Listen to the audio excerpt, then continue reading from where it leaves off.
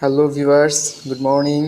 আমি আহমেদ রাব্বি এবং এই মুহূর্তে আমার সাথে আছে Canon EFS 1855 kit lens. Viewers, লেন্সটি আমার হাতেই রয়েছে, দেখা যাচ্ছে যে অবশ্যই আমি লেন্স নিয়ে কিছু বলতে চাই, এই জন্যই লেন্সটি আমার হাতে রয়েছে, তা না হলে তার হাতে থাকতো না। সো ভিউয়ার্স, চলুন দেখে আসা যাক লেন্সটিতে কী রয়েছে। আচ্ছা আচ্ছা, যাওয়ার আগে আমি কিছু বলে বলে নিই আমার কথা। সেটা হচ্ছে, আমি কোনো ক্যামেরা এক্সপার্ট না, এবং কোনো প্রফেশনাল ফটোগ্রাফারও না। আমি I am just a learner. আমি শিখতেছি, আমার ক্যামেরা আছে, আমি ক্যামেরা দিয়ে টুকটাক ছবি তোলার চেষ্টা করি, এবং লেন্স সম্পর্কে যে ধারণা আছে, আমার যে অভিজ্ঞতাগুলো আছে ক্যামেরা সম্পর্কে, আমার যে অভিজ্ঞতা, ফটোগ্রাফি নিয়ে আমার যে অভিজ্ঞতা, আমি চেষ্টা করি আমার অভিজ্ঞতাগুলো অন্যদের মাঝে শেয়ার করার জন্য। সাধারণত এইসব টিপসগুলো কোনো প্রফেশনাল ফটোগ্রাফার, তাদের তো কোনো কাজে লাগবে না। আহ, যারা ক্যামেরা কিনতে চায়, ক্যামেরা কিনতে নতুন আগ্রহী, তাদের জন্য আমার এই অভিজ্ঞতা শেয়ার করা। ভিউয়ার্স, আমার হাতে যে লেন্সটি রয়েছে এটা ক্যাননের বানানো, এটাকে বলা হয় কিট লেন্স। 18 থেকে 55 মিলিমিটার জুম করা যাবে। লেন্সটি, আগের লেন্সটি নিয়ে কিছু বলার আগে লেন্সটির হুডটা খুলে নিই।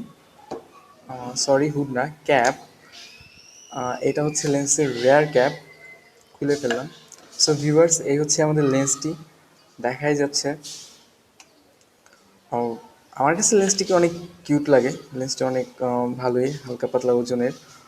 এটির ওজন প্রায় কত, 205 গ্রামের মতো লেন্সটির ওজন। ফিজিক্যাল বডি হচ্ছে প্লাস্টিকের, দেখা যাচ্ছে।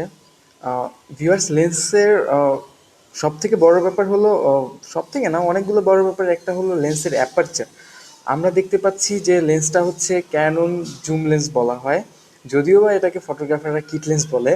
ক্যানন জুম লেন্স ইএফএস 1855, তার মানে হচ্ছে 18 থেকে 55 মিলিমিটার পর্যন্ত এটি এটি থেকে জুম করা যাবে। ভিউয়ার্স, এরপরে যে একটা সংখ্যা দেখা যাচ্ছে, এই সংখ্যাটি হচ্ছে আমাদের অ্যাপারচার। হয়তো অ্যাপারচার সম্পর্কে অনেকে জানে, অনেকে জানেন না। ভিউয়ার্স, আমি চেষ্টা করবো আমার যে পরের যে ভিডিওগুলো আছে, ভিডিওগুলোতে অ্যাপারচার কি, এসটিএম কি, আইএস কি, এগুলো দেখানোর চেষ্টা করব। ভিউয়ার্স, তো এখানে আমরা দেখতে পাচ্ছি যে লেন্সটিতে বলা আছে যে 3.5 to 5.6। তার মানে এটি হচ্ছে আমাদের লেন্সের অ্যাপারচার।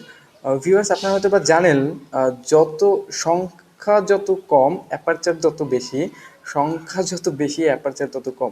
তো সেই হিসাবে এখানে আমাদের 3.5 খুব বেশি অ্যাপারচার না, চলে আর কি, এই আর কি।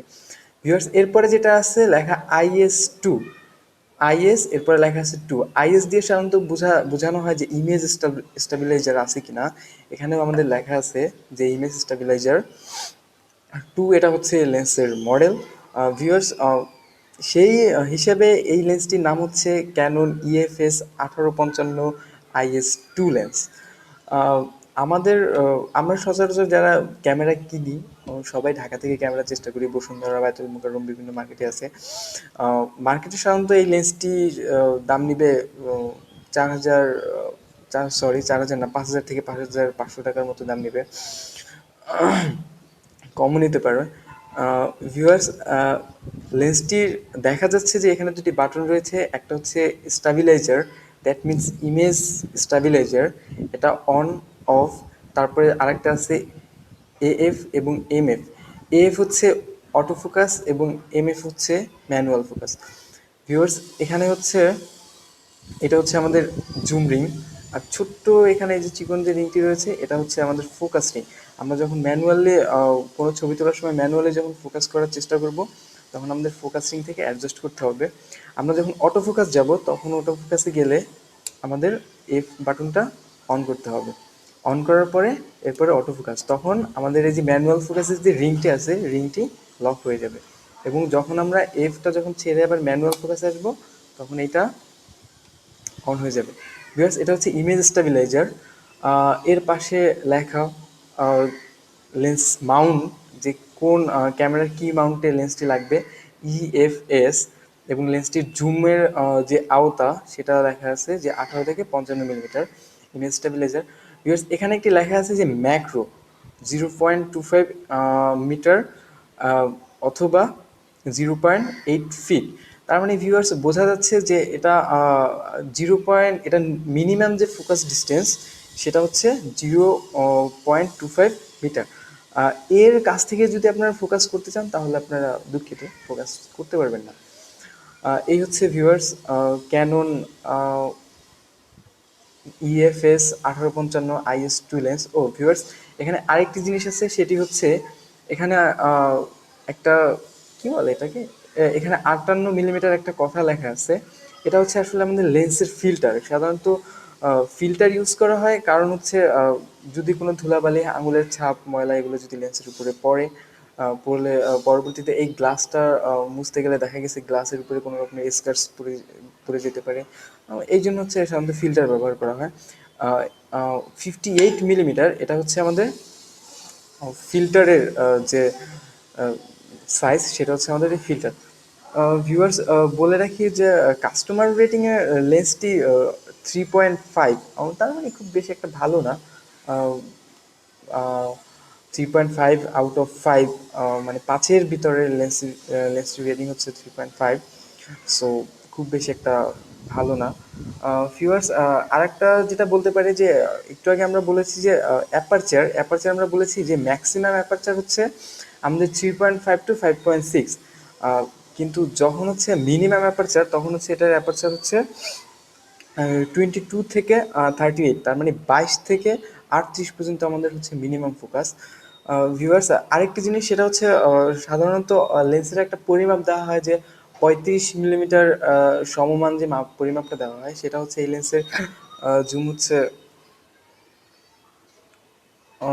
29 মিলিমিটার থেকে 88 মিলিমিটার হচ্ছে 35 পর্যন্ত যে এটা সেটা। ভিউয়ার্স এগুলো আমরা দেখতে পাচ্ছি, এগুলো হচ্ছে এখানে কিছু পিনের মতো রয়েছে, এটা হচ্ছে কানেক্টরস বলে এটা, এটার সাথে আহ, এটার মাধ্যমে লেন্সের সাথে কানেক্ট হয়।